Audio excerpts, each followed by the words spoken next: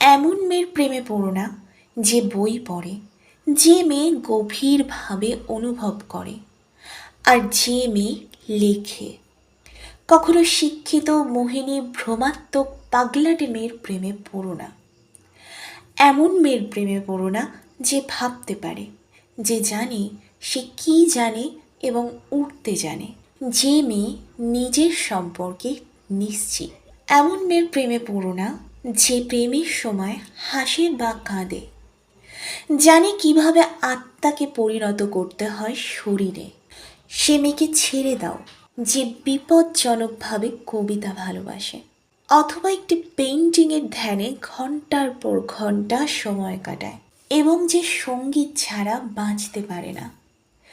এমন মেয়ের প্রেমে পড়ো না যে তার শরীরের গঠন ও মুখের আদল ছাড়াই সুন্দর। এমন মেয়ের প্রেমে পড়ো না যে তীব্র, মনোরম, স্বচ্ছ এবং অপ্রাসঙ্গিক।